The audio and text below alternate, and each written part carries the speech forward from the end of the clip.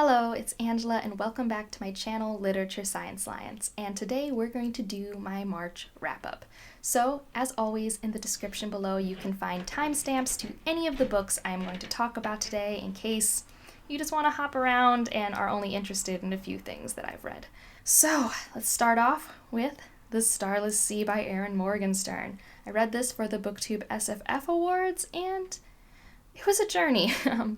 This is a book about a grad student, Zachary, who reads a story in a library that was from his childhood. Like, not a story he read as a kid, but like a moment in his life when he was a kid. Understandably, he gets really confused and curious, so he goes down this rabbit hole and discovers the Starless Sea and the lore that's connected and these characters, and it's a really beautiful journey. Where it didn't work for me was the payoff in the ending, and I talk about that more in my spoiler-free review. But it was a 3.5 star. I am glad I read it. It was just a journey. Following that, I read A Curse So Dark and Lonely by Brigid Kemmerer, which was what I wanted. It was a really nice Beauty and the Beast retelling YA with a really wonderful romance. I really enjoyed the perspectives between Ren and Harper. I love when a romance gives me these back and forths because I just feel more invested and connected. I just had a great time with this one. It's what I wanted when I picked it up. It didn't take a lot of brain space, and I'm really excited to get into the second one. Now, following that, I did a buddy read with Kayla from Cracking Into a Good Book and Brittany from Plants and Paperbacks with A House of Earth and Blood by Sarah J. Maas. Now, I'm not going to give a synopsis because I went in blind and I think that was the best way to go. So if you can avoid the synopsis, I would highly recommend. But what I will say is if you like Sarah J. Maas, you will like this book. If you don't like Sarah J. Maas, this is not the book that's going to change your mind. It has very similar character tropes that we've all seen before. It has very similar romance. The plot is not why you're there, like, at least for me. But I had a great time. I do feel it was the strongest first book in a series that she's given us. I don't love A Court of Thorns and Roses or the first of the Throne of Glass series, and I felt like this was the strongest beginning. And I give it 4 stars because it didn't blow me away. And also the ending had like a moment where I just rolled my eyes, like I just couldn't. But I loved Bryce. I loved all of the characters. I was very invested, and I will say I enjoyed the urban fantasy world elements, all the races and the fact that there were cell phones and TV. I really enjoyed this world. It's a new world that we're getting from Maas. So it was a fun read, and I'm excited to continue this series. Now, following that, I decided to get into a memory called Empire, which is on the booktubesff shortlist for sci-fi and debut. And man, was this good.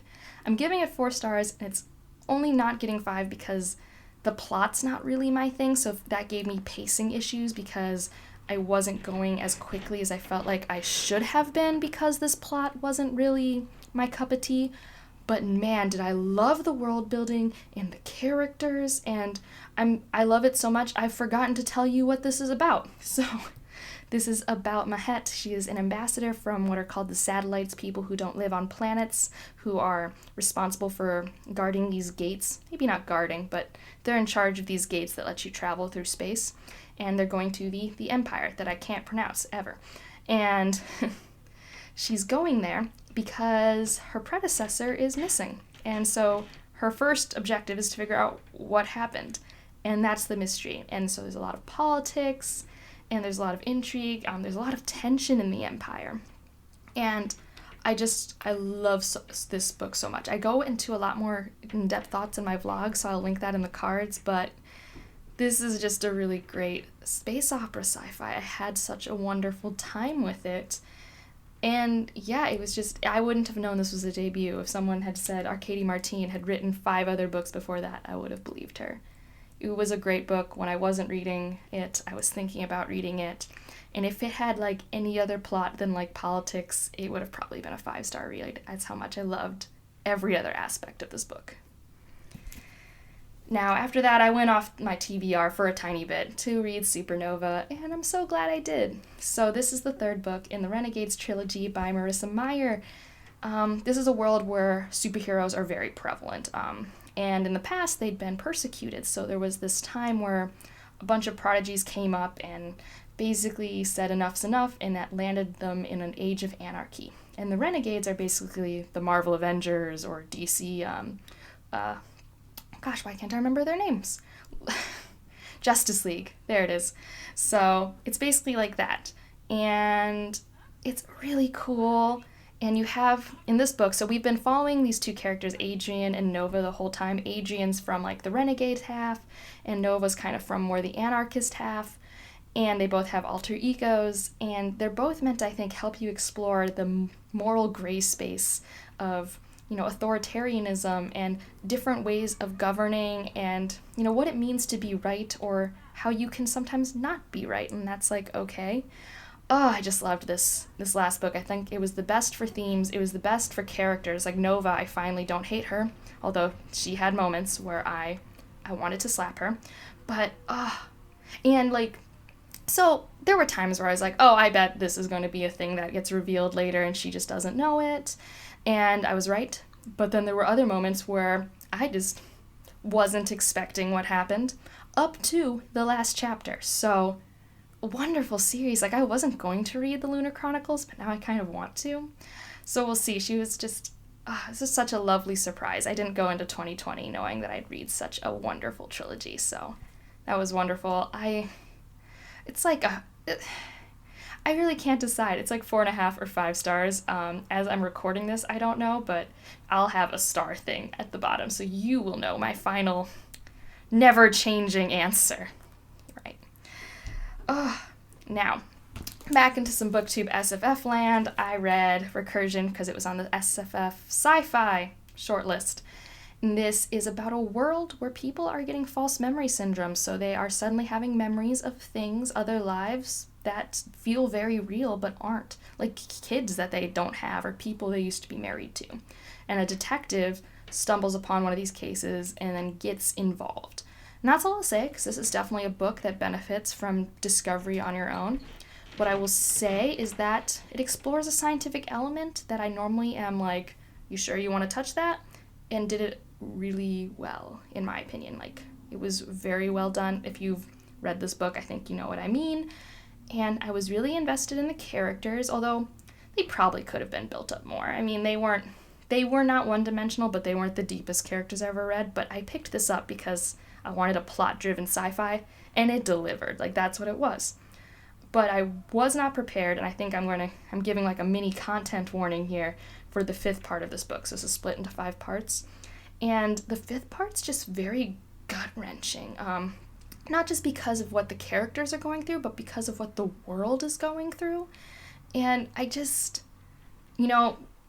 current climate, I wasn't expecting it, and it kind of put me in a sad place. So I just want to put that out there, that it kind of has some really traumatic moments at the end, and I just wasn't prepared for that. But it did make me want to give it 4.5 stars, because really, yes, it didn't have that X factor I need to make it a 5-star book, but wow, it made me feel things, it had good characters, it did really well with the plot and pacing and the scientific element it chose to explore, so I have really minimal complaints. It was a very good read, and what I expected for the most part. Oof. Next book was not what I expected, as I look at my list. Artemis, Andy Weir. I like The Martian a lot. Like, I really like it. I think I gave it 5 stars. I read it in a day and a half. I DNF'd this after 50 pages. I did not like this book. Did not like Jasmine, the main character's voice. I did not like the plot that I think they were going down. Not that I would have hated the plot. I think my prediction is if I had read this book, it would have been a 2 to 3 star book. I don't want to read a 2 to 3 star book. So I DNF'd it and moved on with my life, and I'm very happy about it. And I basically then went right into Blood of Elves, which is the first book for the Witcher series. Now, this is after the 2 short stories, which I do agree you should be reading those before you read this book, or else you're not going to know the characters well at all. And this is very much a setup book, I would say. Like, if this was a standalone, it would be trash. Because nothing really happens. This is definitely a setup to a larger world and series and situation. You follow Ciri, Yennefer, and Geralt. Sometimes they're together, sometimes they're separate. I really enjoyed the writing style. I don't know what it is about this translation that really works for me, because I know it doesn't work for other people, but it resonates with me. I can eat it up even in the most boring scenes of politics. I'm just like, yes, this is great. So it's a 4-star because not much happens and there's minimal Geralt, which is sad. But I am really excited to get to the next one, and I'm glad that I wasn't let down. I was really worried that when I switched to the full-length novels, I would be disappointed. And I'm not yet, so that's really pleasant.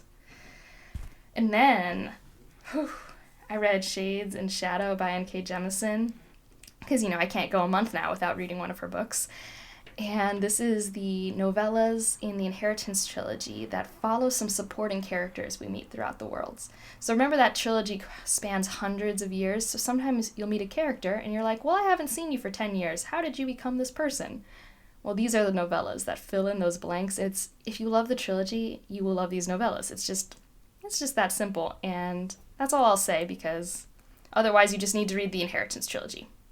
The last book I read was The Blade Itself in the First Law trilogy. This was a reread for me. I first read it in college, and I was only okay with it.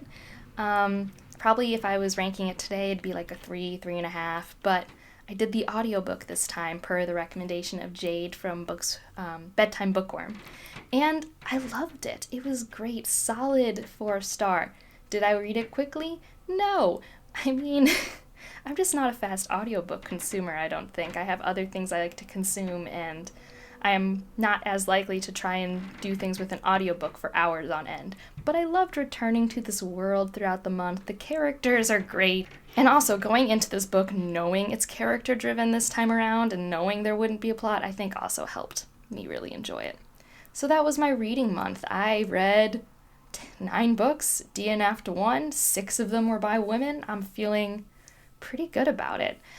So yeah, let me know what your favorite book of the month was, or your biggest surprise. I'd love to have those bookish conversations with you in the comments down below. Other than that, have a great day. Bye.